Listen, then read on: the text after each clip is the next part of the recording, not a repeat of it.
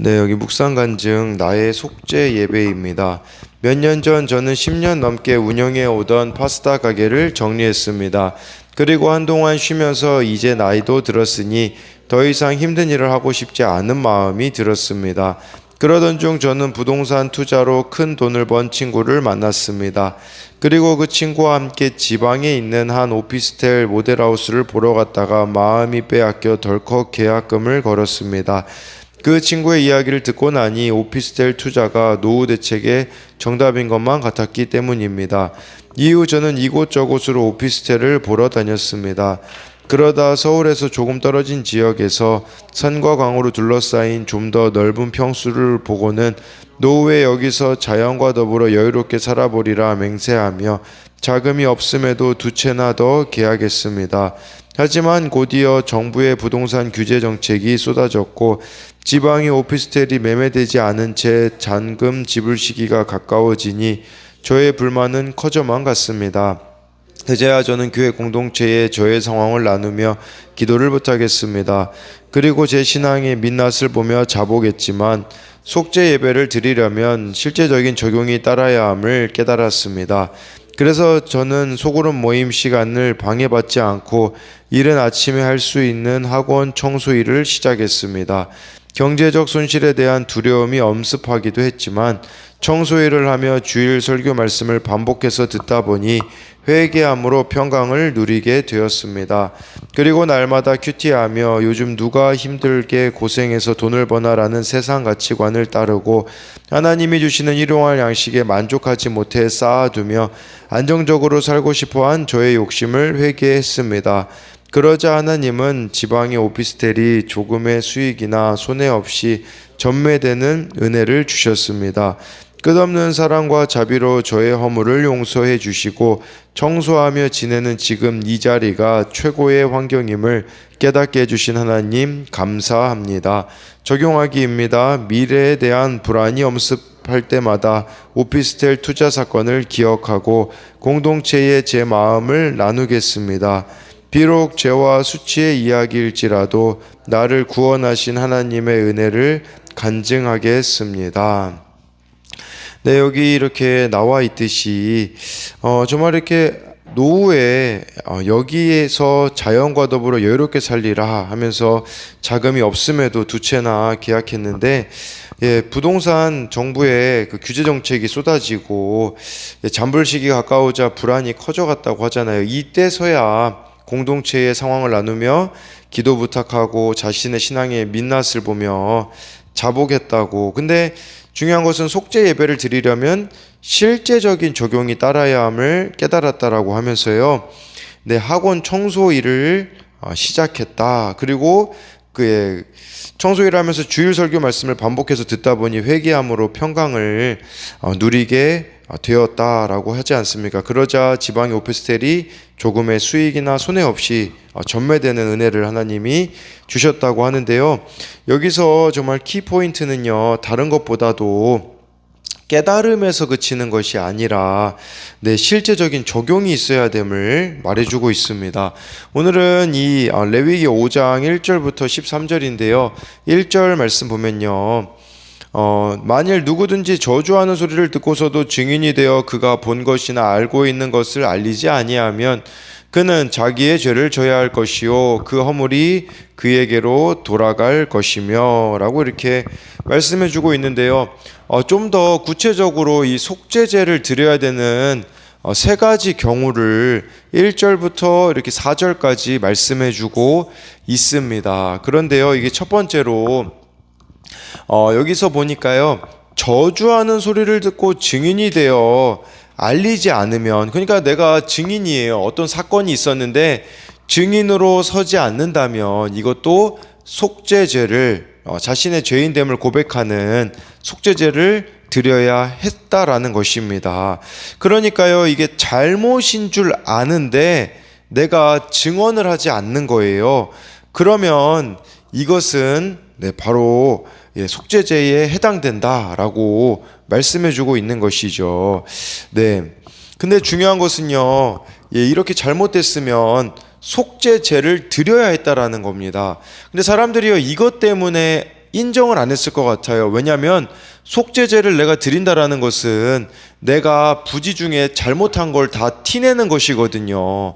근데 많은 사람들이 이거 티 안 내려고 아마도 속죄제를 드리는 것을 부담스러워 했을 수 있다라는 것이에요. 중요한 것은요, 정말 죄라는 것을 깨달으면요, 드러내셔야 돼요. 실제적인 적용으로 속죄제 드리는 거 사람들 앞에 드러나는 거 아니겠습니까?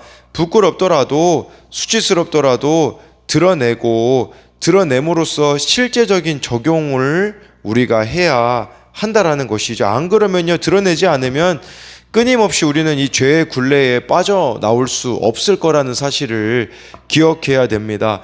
지금으로 말하자면 1절은 우리들과는 어떤 의미가 있겠습니까? 내가 책임을 다하지 않고 불의와 부정을 방관하는 것, 그것이 바로 우리가 회개해야 될 부분이라는 거예요.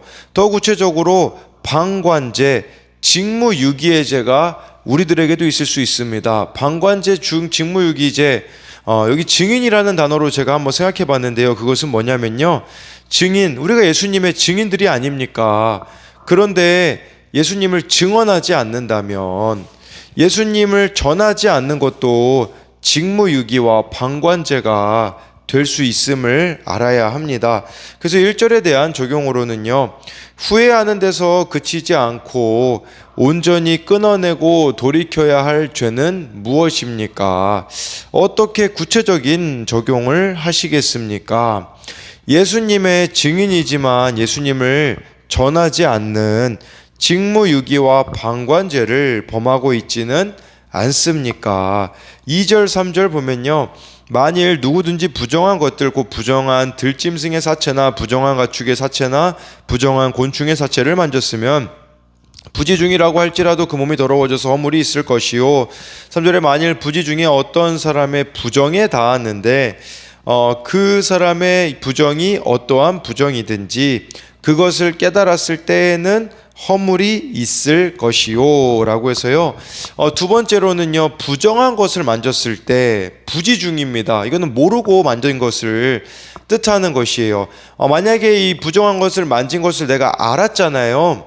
처음부터 알았으면 이게 레위기 11장에 보면 저녁까지 부정하고 옷을 빨면 되었습니다. 그러니까 알고 만진 경우는 시간이 되면 이렇게 지나면 해결이 되어지지만 2절 3절은 모르고 만진 경우에요. 뭐 부정한 들짐승의 사체, 뭐 곤충의 사체, 가축의 사체, 또 3절에 보면요, 어떤 사람의 부정에 닿았다. 이것은 아무래도 그 당시에 부정한 병에 걸린 사람, 뭐 유출병이든지 나병이든지 그런 사람을 만졌을 경우에 근데 내가 알지 못하고 있다가 깨달았을 때에 그때 이 속죄제를 드려야 했다라는 것이죠. 그래서 2절 3절에 대한 적용으로는요, 죄인 줄 모르고 있다가 나중에 죄인 것을 깨닫게 된 것이 있습니까? 아마 2절 3절에 나와 있는 이 사람들도요, 이렇게 자신들이 몰랐을 수 있습니다. 그런데 이제 나중에 깨우쳐지게 되어지는, 누군가가 말해 주었을 수도 있겠죠. 우리도 마찬가지로 예전에는 죄인 줄 몰랐지만 이제 죄인 것을 또 깨닫게 되는 거, 뒤늦게 깨닫게 된 게 무엇이 있는지도 생각해 볼 수 있습니다. 4절은요, 세 번째 경우입니다. 만일 누구든지 입술로 맹세하여 악한 일이든지 선한 일이든지 하리라고 함부로 말하면 그 사람이 함부로 말하여 맹세한 것이 무엇이든지 그가 깨닫지 못하다가 그것을 깨닫지 못했을 때에는 그 중 하나에 그에게 허물이 있을 것이니. 이 4절 말씀요, 거짓 맹세를 말하는 겁니다. 근데 여기서 함부로 말하여 라고 하고 있잖아요. 함부로 말하여를 원어로 보면요, 경솔하게 말하다, 무모하게 말하다라는 뜻이에요. 그러니까 신중하게 생각하지 않고 쉽게 내뱉는 것을 말하는 것인데, 이것은요, 바로 하나님의 이름으로 즉흥적으로 지키지 못할 맹세를 하는 경우를 뜻하는 겁니다. 우리가 막 감정적으로 끌어올라 가지고요, 갑자기 은혜를 크게 받으면 제가 하나님을 위해서 이거 하겠습니다 라고 말하면서도 지키지 않는 경우, 큐티도요, 적용하기가 있는데 그 적용하기를 올려놓고서는 하지 않는다면, 하나님과의 약속을 가볍게 여긴다면 이것도 바로 죄라고 말씀해주고 있습니다. 맹세를 지키지 못하면요, 하나님과 약속을 어긴 게 되고요, 이웃과의 관계도 영향을 미칠 수밖에 없는 것입니다. 우리가 공동체에서도 정말 이렇게 오픈하는 것도 중요한데요, 그 오픈하는 것보다 더 중요한 게 뭐냐면 그 오픈한 이후에 내가 구체적으로 어떻게 바뀌겠다고 얘기하면서 지키지 않는다면 그것은 오히려 다른 지체들을 실족하게 만들 수 있음을 말해주는 것입니다. 4절은요, 쉽게 말하면 지킬 수 있는 약속만 해라, 이런 의미가 우리에게는 되지 않겠습니까? 그래서 이 4절에 대한 적용도요, 말만 하고 지키지 않고 있는 하나님 또는 이웃과의 약속은 무엇입니까? 5절, 6절 말씀을 보면요, 이 중 하나에 허물이 있을 때에는 아무 일에 잘못하였노라 자복하고, 6절에 그 잘못으로 말미암아 여호와께 속죄제를 드리되 양떼의 암컷 어린 양이나 염소를 끌어다가 속죄제를 드릴 것이요 제사장은 그의 허물을 위하여 속죄할지니라. 네, 이런저런 이유로 잘못을 했으나 시간이 지나서야 잘못을 깨닫거나 뉘우친다면요, 네, 우리가 먼저 해야 되는 일은 바로 5절이에요. 5절. 예, 아무 일에, 어떤 일에 내가 잘못했습니다라고 자복하래요. 이게 중요한 것이에요. 자신의 잘못을 인정하는 것이 중요합니다. 여러분, 내가 잘못한 거 인정하잖아요. 그러면 남들이 어떤 소리를 해도요, 상처받지 않습니다. 거기에 대해 반응하지 않습니다. 근데 내가 진짜 잘못했다라고 안 깨달아지기 때문에 변명하고 핑계대는 것을 우리는 알아야 합니다. 그렇기에 진짜 내가 잘못에 대하여서 이렇게 인정하는 것이 중요하고요. 그리고 이 죄를 깨달았을 때 속죄제를 드리지 않습니까? 속죄제는요, 공동체에 드러나거든요.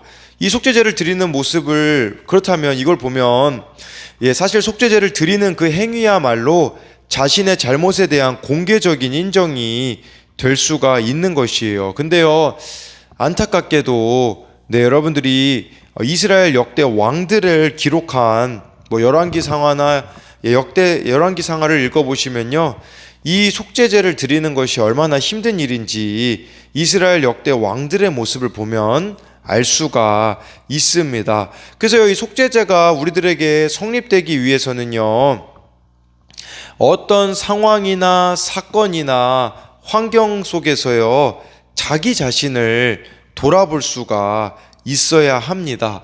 그리고요, 누군가에 의해 자신의 죄가 드러나거나 지적되는 것을 잘 받아들이는 것이 우선된다라고 할 수가 있습니다. 그리고 이렇게 이 깨달은, 이 지은 죄를 깨닫고 인정했을 때, 하나님께서는 이렇게 자복하는 자를 용서하시고 정하게 해주신다라는 것을 기억해야 됩니다. 여러분, 용서받지 못할 죄는 없습니다. 근데요, 회개하지 않는 죄는 용서받지 못한다라는 것을 저와 여러분들이 기억해야 합니다. 그래서 이것에 대한 적용으로는요, 내가 가족과 주변 사람들에게 자주 하는 변명은 무엇입니까? 이게 내가 죄인됨이 깨달아지지 않으면요, 자꾸 변명하고 핑계대거든요. 죄임을 인정하고 자복해야 할 잘못은 무엇입니까? 라고 해서요, 정말 우리가 이 죄인됨을 깨달았으면요, 속죄제를 드리듯이 어떤 구체적인 행동의 변화가 일어나야 합니다. 이 7절부터 10절은요, 다 읽어드리진 않고요, 형편에 맞게 이 속죄제를 드릴 수 있게 해주었습니다. 7절에요, 만일 그의 임이 어린 양을 바치는 데에 미치지 못하면 그가 지은 죄를 속죄하기 위하여 쌈비둘기 2마리나 집비둘기 새끼 2마리를 여호와께 가져다가 하나는 속죄제물을 삼고 하나는 번제물을 삼아 해서요, 형편이 안 될 경우 있잖아요. 아까 6절 말씀에는 암컷 어린 양 염소를 속죄제로 드릴 수 있었는데, 예를 들어 내 형편이 그 정도가 안 된다 그러면 비둘기로도 드릴 수 있었다고 말씀해 주고 있어요. 근데 비둘기는요, 두 마리였습니다. 두 마리. 왜 두 마리였냐? 7절에 나와 있듯이 한 마리는 속죄제물, 한 마리는 번제로 드려야 했기 때문입니다. 네, 그리고요, 여기서 보면 8절에 몸은 아주 쪼개지 말며, 그래서 이 비둘기 같은 경우는요, 몸을 쪼개지는 않았어요. 속죄제물로 드렸을 때는 쪼개지 않았습니다. 아마 번제로 드렸을 때는 몸통을 각으로 떴을 겁니다. 그러면 한 마리는 아마 떴을 수 있고요, 한 마리는 뜨지 않았을 수 있어요. 그렇다면 왜 속죄제물은 각을 안 뜨는가? 나중에 보면요, 속죄제물의 일부를 또 제사장에게 드려야 됐거든요. 그렇기 때문에 아무래도 이 제사장의 몫을 떼어놓기 위하여서 그랬을 수 있다라고 랍비들은 그렇게 해석을 한다라는 이런 내용을 보았습니다. 이 7절부터 10절에 대한 그래서 적용으로는요, 가정이나 교회에서 내 힘이 미치지 못한다며 섬기지 않고 있는 일은 무엇입니까?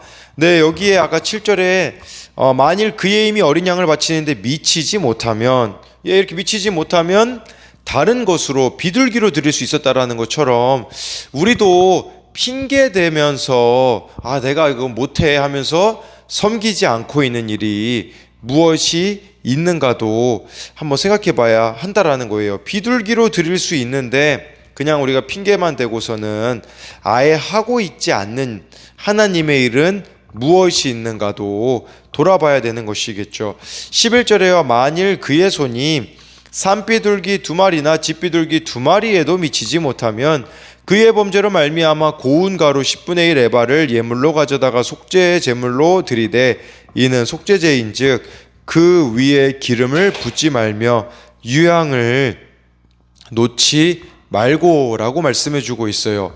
이제 형편이 너무 어려워가지고요, 비둘기라도 드릴 수가 없는 형편이라면 하나님께서는요, 고운 가루 10분의 1 에바를 드리라고 하셨습니다. 고운 가루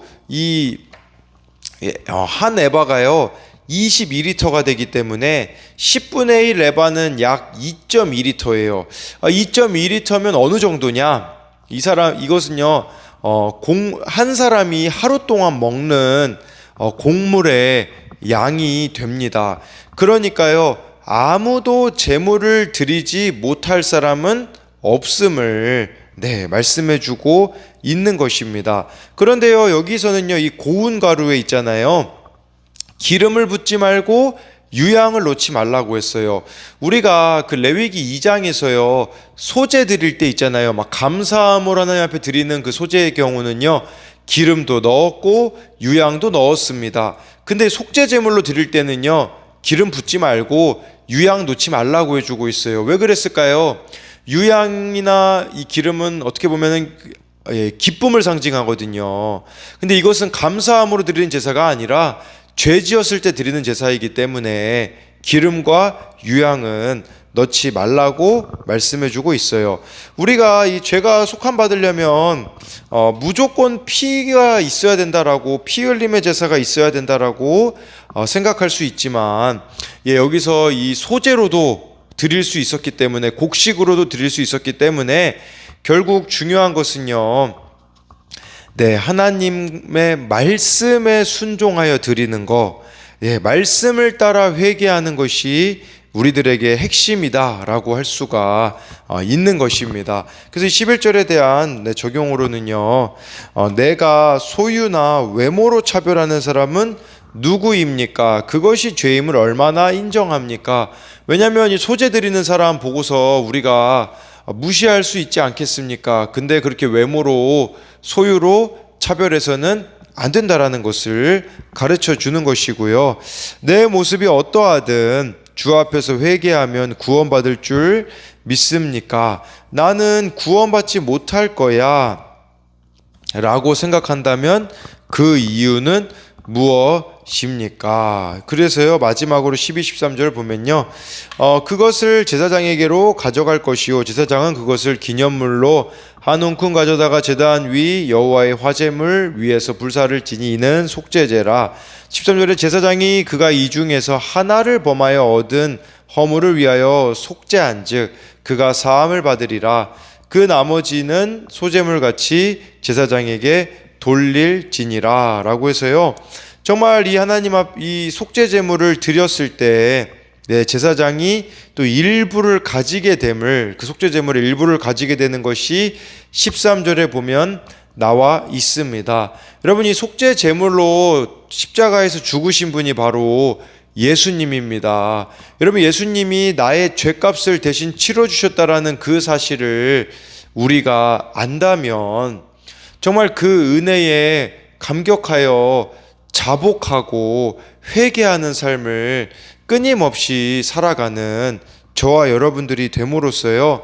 히브리서에 그런 말씀이 있잖아요. 그리스도는 어제나 오늘이나 영원토록 동일하시니라. 저에게는 그 말씀이 어떻게 저에게 다가왔냐면요. 우리는 어제도 오늘도 내일도 예수 그리스도 십자가 보혈로 인하여서 회개하는 자들이 되어줘야 된다라는 것을 기억함으로써요. 정말 오늘도 주님 앞에 정말 내가 부지중에 짓고 있는 죄는 무엇이 있는가, 십자가 앞에서 내 모습을 돌아보며 한 가지라도 돌이키는 저와 여러분들이 되기를 소망합니다.